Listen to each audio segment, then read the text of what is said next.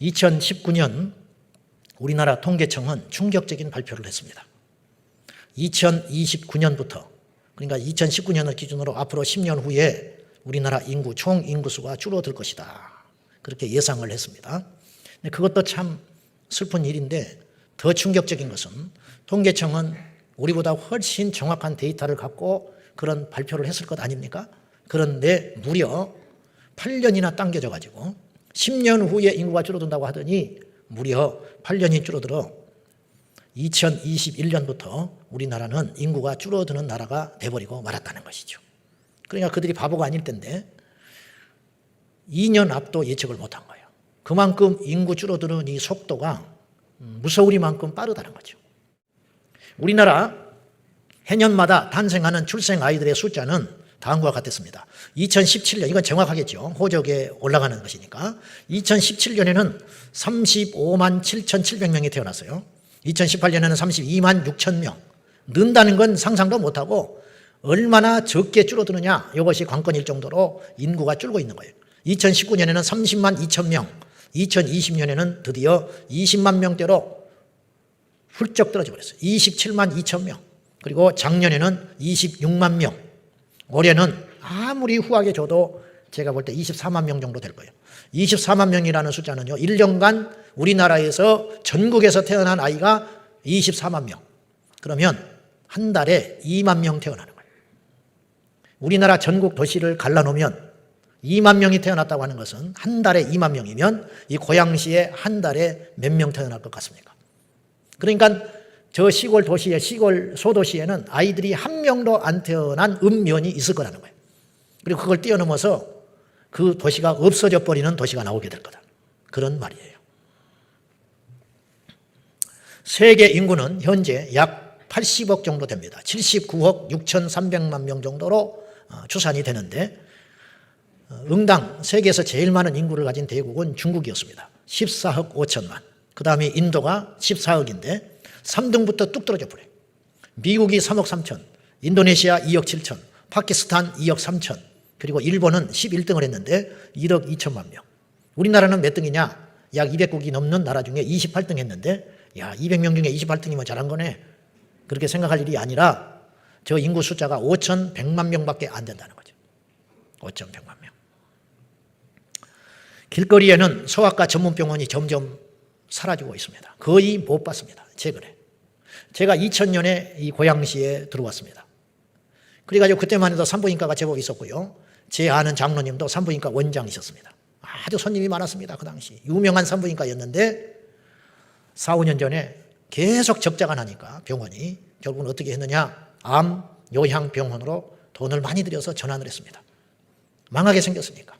지금 산부인과가 점점 없어지고요. 소아과는 눈 씻고 찾아보기도 힘든 그런 상태가 되었고 그 대신 그 자리에 요양병원이 들어오고 점점점 늘어나는 병원이 있는데 가축병원, 애완견 고쳐주는 가축병원만 점점 늘어나고 있는데 우리나라 애완견이 약 1,500만 마리 정도로 추산되고 있습니다. 우리나라 19세 이하 청소년들 소아과 병원에 가야 된다고 해당되는 아이들 1,000명당 소아과 의사가 0.6%입니다. 그러니까 의사 한 사람이 약 1,700명 아이들 환자를 돌보고 있는 거죠. 그러니까 애들 열 펄펄 끓어서 병원에 가면 2-3시간 기다리는 건 기본입니다. 의사가 없어요. 의사가. 왜냐? 굶어 죽게 생겼어. 소아과 하면. 똑같은 의사인데 소아과를 지원을 안 해. 전부 피부과, 성형외과, 그 다음에 정형외과로 가지 소아과, 산부인과는 의사들이 안 하려고 한다 이 말이죠. 나부터서 뭐하러 똑같이 고생했는데 그렇게 배고픈 직업을 선택하려고 하겠습니까? 초등교사 임용되는 것이 하늘의 별따기입니다. 죽기 살기로 공부해야 우리 선생님 되는 것이거든요. 그런데 교대를 나와서 임용고사 합격을 해도 불러주는 학교가 없어요. 그래서 기간제로 계속 지금 돌고 있는 거예요. 몇 년째. 현재 한 6년 정도 기다려야 자기를 불러주는 학교를 만날 수가 있대요. 지금 교대생 1학년, 2학년은 나중에 졸업하고 임용고사 피 터지게 공부해가지고 임용교사 마치고 정식 교사가 돼도 제가 볼 때는 10년, 15년 기다려야 자리가 나서는 그런 형편이 됐어요. 이제 선생님들의 시간도 끝나가고 있는 거지. 그 좋은 머리 가지고 공부했는데 가르칠 학생이 없습니다. 지금. 폐교하는 학교가 얼마나 많습니까? 그런데도 불구하고 우리나라는 2019년 4월 11일 헌법재판소에 의해서 낙태법은 헌법 불일치 결정이 나서 태아를 죽이는 것은 불법이라는 낙태법이 2020년 12월 31일까지만 유효한 법이다. 그렇게 탕탕탕 선언했습니다. 무슨 말이냐? 쉽게 말하면 2019년 4월 달에 낙태법은 이제 이 법인이 자기 뱃속의 아이를 죽여도 괜찮다. 형사적으로 처벌받지 않는다. 근데 이것을 2020년 말까지 유지하고 2021년부터는 낙태법은 위법한 것이 아니다. 이렇게 공포했다는 말이죠. 근데 이것이 워낙 뜨거운 감자라 이제 줄다리기를 하고 있는데 무엇에가 걸러져 있냐면 몇 개월부터 아이를 낙태해도 되느냐. 이걸 가지고 소위 말하는 기독교 세력과 이제 여성운동 단체들하고 지금 실랑이를 하고 있으니까 정치권에서 결정을 못하고 있는 거죠. 인간이요, 지혜롭고 똑똑한 것 같아도 되게 멍청해요. 이렇게 멍청할 수가 없어. 정확한 통계조차도 안 나와 있는데 보통 뭐라고 말을 하냐면 하루에 약 3,000명이 낙태로 사라지고 있다는 거예요. 이건 안 나와요, 통계가. 의료보험이 들어가지 않으니까 통계도 안 잡혀. 여러분 하루에 3,000명이 만약에 뱃속에서 죽어 없어진다면 1년이면 120만 명이 없어지는 거예요. 그 아이들만 살려도 우리나라는 출산율 걱정 안 해도 되는 나라거든요. 동물 보호를 위한답시고 생태 보호한다, 환경 보호한다 해가지고 동물 보호를 위해서 육식을 금하자고 캠페인합니다. 정점 앞에 가서 시위합니다. 고깃집 앞에 가서 나체로 시위합니다. 고기 먹지 말라고. 그래놓고 정작 자기 뱃속의 아이는 살해해버리는 사람들입니다. 그러니까 제정신이 아니죠. 아무리 생각을 하고 그들의 입장에서 수없이 생각을 해봐요. 제가 동성애자가 우리 교회에 오면 예배를 드릴 수 있을까? 제가 그 생각을 안 하는 줄 아십니까? 수없이 상대방의 입장에서 성도들이라면 오늘 예배를 드릴 때 뭐가 불편할까? 어떤 설교가 걸릴까? 그런 생각을 제가 수없이 하면서 설교 준비하고 설교한다고요. 그래도 실수투성이지만은 아무리 그들의 입장에서 이해하고 생각을 해보려고 해도 이건 답이 안 나오는 이야기들이라는 거죠. 이럴 수가 있는가? 사탄의 조정을 받지 않으면 인간의 이성을 가지고는 이렇게 할 수 없다. 저는 그런 결론을 내릴 수밖에 없습니다. 인구가 줄어들면 백약이 무효입니다. 인도나 중국이 저렇게 세계 최강대국 미국 앞에서도 당당하게 큰 소리 내는 이유가 뭔지 아십니까? 그들의 개인 GNP는 아주 가난한 나라들입니다. 그러나 그들은 영토와 특별히 인구를 가지고 있기 때문에 큰 소리 땅땅 치는 거죠. 파키스탄, 인도네시아 전부 회교 국가입니다. 인도 힌두 국가입니다. 중국 공산화 국가입니다. 미국은 기독교를 버린 지 오래됐습니다. 일본은 우상의 나라입니다. 이들이 우리 주변에 싸고 우리나라를 허신탐탐 인구로 밀려 들어오면 우리는 무슨 수로 이겨낼 수 있냐 이 말이죠. 총으로 막을 수 있습니까? 돈으로 막을 수 있습니까? 인구는 누구도 이길 수가 없는 거죠. 이겨낼 수가 없습니다. 답이 없어요. 중국, 인도는 인구가 많기 때문에 날이 갈수록 미국이나 서양 국가들이 점점점 눈치 보는 강대국이 될 것입니다. 그들은 내수 경제가 활성화되어 있기 때문이에요. 우리나라는 수출이 아니면 답이 없어요. 아무리 좋은 물건을 만들어놔도 외국에다가 내다 팔지 않으면 망하는 거죠.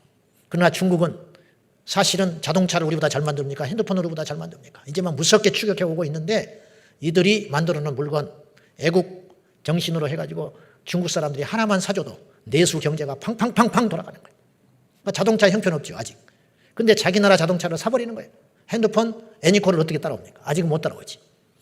그런데 중국에서 만들어놓은 아직 기술이 따라오지 못하는 핸드폰을 만들어놔도 계속 중국 사람이 사주니까 이것이 점점점 발전하고 있는 거죠.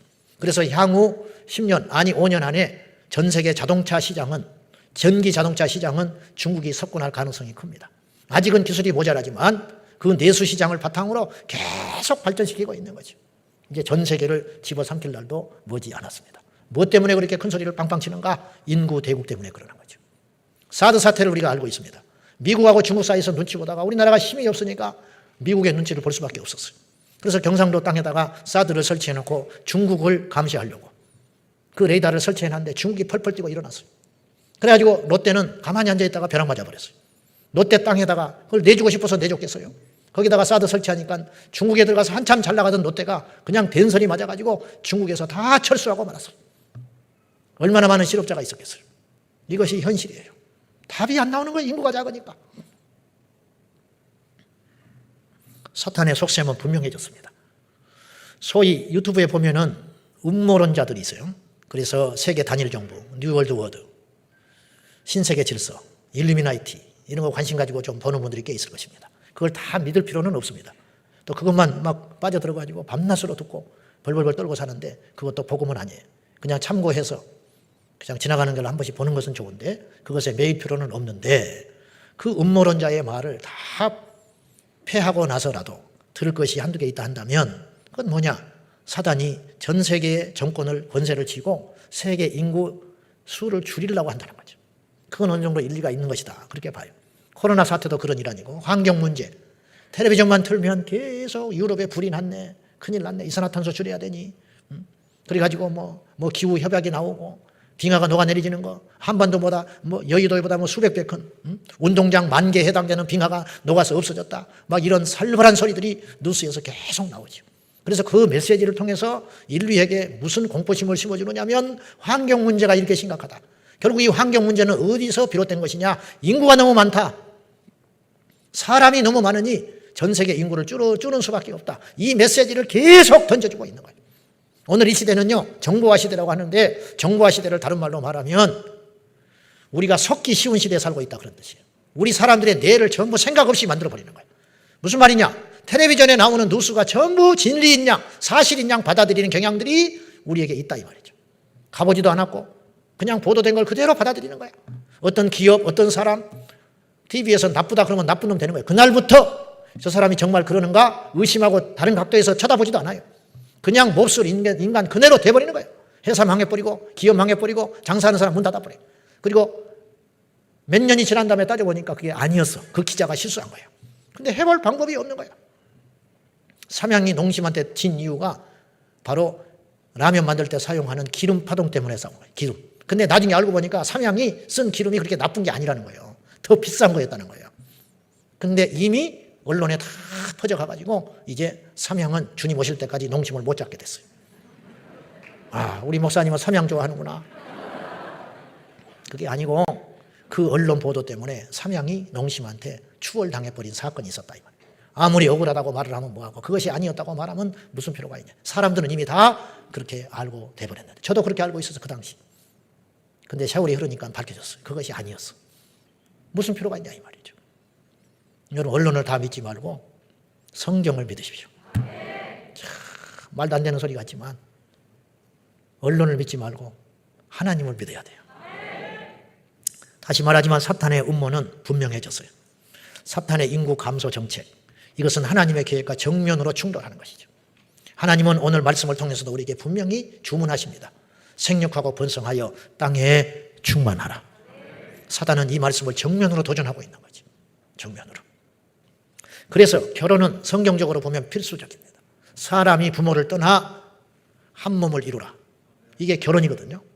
그런데 마귀는 이 전통적 결혼관을 파괴해가지고 오늘날 이 결혼을 필수 조건이 아닌 선택 조건, 더 나가서 결혼하는 사람은 시대에 뒤처지는 사람이야. 그래서 결혼은 거부하고 동침은 허용하는, 그러다 보니 낙태법이 나오는 거지. 원치 않는 임신이 생겼을 때 마음대로 이것을 조절하고 싶은데 그걸 못하게 하니까 이 거추자랑스러운 법을 다수에 의해서 제거해버리는 거죠. 여러분 30년 전에 낙태법 없애자고 그랬으면 누구 하나 귀담아 듣지도 않아요. 근데 이런 것을 원하는 사람이 점점 많아지고 있는 거예요. 지금 쾌락주의자들. 결혼은 반대, 그러나 남녀 간의 사랑은 오케이. 이런 풍조들이 우리 젊은이들 사이에 널리 퍼져 있다 이 말이죠.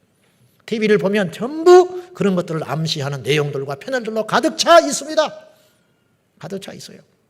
낯뜨겁게 과거에 이 사람 저 사람하고 사귀었던 이야기를 버젓이 합니다. 이 남자 만났을 때는 이랬다. 저 남자 만났을 때는 이랬다. 그리고 지금 만나고 있는 사람은 이렇다. 그럼 도대체 결혼할 때 어쩌자는 거예요? 성경은 우리에게 분명히 말하고 있어요. 생육하고 번성하며 충만하고 결혼은 신성한 것이다. 그러나 세상 풍조는 그렇지 않잖아요. 지금은 전쟁입니다. 미래를 두고 싸우고 있는 전쟁 상태에 있다는 거지. 대한민국의 인구가 줄어들면 그 빈자리를 이방인들이 채우게 될 것이고 그 이방인들은 그들의 몸뚱아리만 오는 것이 아니라 그들의 사상과 문화와 신을 가지고 들어오게 되어 있어요. 그러면 앞으로 30년 아니 10년, 20년 안에 고양시 곳곳에 모스크를 보게 되고 기도처소를 보게 되고 우리 기독교 신앙인들은 쪼그라들어가지고 저 변방에 쫓겨나서 핍박과 온갖 수모를 당하면서 우리 자녀들이 벌벌벌 떨면서 예배드리는 날이 올 수도 있다는 거예요. 앞으로 20년, 30년 후에도 우리 제자왕성교회가 이 자리에 존재할 수 있을까? 우리는 바라지요. 그러기를 바라지. 그리고 만약에 존재한다면 그때도 이렇게 이 성전에 꽉 차서 하나님을 찬송하고 저 아름다운 찬양대를 그리고 이 신령한 기도를 하나님께 드릴 수 있을까? 장담할 수 없다는 거죠. 그러면 그런 비극을 막으려면 어떻게 해야 되느냐? 지금 우리가 어떤 행동을 해야 된다는 거예요. 우리나라 인구 정책이 앞을 못 내다봤어요. 80년대 90년대 인구가 팽창하고 끝자락에 왔을 때 둘만 낳자 하나만 낳자 운동할 일이 아니라 그때 최소 둘 셋을 낳자고 했어야 한 거예요. 근데 누구도 예측을 못했어요. 당장에 죽겠으니까. 당장에. 이걸 어떤 수로 돌려냈냐 이 말이죠. 오직 이런 문제의식을 가지고 행동할 사람들은 예수쟁이 그리스도인밖에 없어요. 그래서 마귀가 죽기 살기로 법들을 동원해서 교회를 말살시키려고 작업을 하고 있고 서양의 교회들은 다 무너지고 말았어요. 교회가 무너지면 끝장이에요. 목사라서 그런 소리 하는 게 아니에요. 하나님이 지금 두고 계시지만 저 목회 안 해도 돼요. 목회자를 위해서 지금 이 말을 하고 있는 교회가 존재하는 게 아니고 교회는 싫든 좋든 이중적이든 어쩌든 진리를 말할 수 있는 것은 교회밖에 없잖아요. 틀린 것을 틀렸다고 아닌 것을 아닌 것이라고. 저도 예수 안 믿었으면 관심 없어요. 예수 안 믿었으면 거룩에 관심 없고 예수 안 믿었으면 우리 자녀들에게 관심 없어요. 지 인생 지 것인데 그러든지 말든지 그냥 그렇게 살아갔을 것인데 예수 믿고 나니까 그렇게 살 수 없다는 걸 알게 된 거죠. 주님이 골고다 언덕에 십자가 지고 올라가시면서 울고 있는 여인네들에게 이렇게 부탁했습니다. 예루살렘의 딸들아 나를 위해 울지 말라. 주님은 가시는 길 가는 거야. 나를 위해서 울어줄 필요 없다. 너희와 너희 자녀를 위해 울라. 그 말이 무슨 말인지 알아요? 미래를 위해 울라 이 말이에요. 너희 자녀를 위해 울라. 우리가 지금 자녀를 위해 울어야 할 때가 됐다 이 말이죠. 미래를 지켜내야 하겠습니다. 지금 지키지 않으면 미래는 없습니다. 기도하겠습니다. 하나님 아버지, 조금 가난해도 조금 불편해도 내 꿈을 이루는 것이 더디다 할지라도 주님이 원하시는 경건한 가정, 주님이 원하시는 따뜻한 가정, 주님이 원하시는 상시적인 나라 세상 만드는데 우리를 사용하여 주시옵소서. 아버지, 이 나라의 장래와 이 나라의 교회의 미래를 생각할 때 잠이 오지 않습니다. 이 땅을 불쌍히 여겨 주시옵소서. 굽어 살펴 주시옵소서. 예수님의 이름으로 기도하옵나이다. 아멘.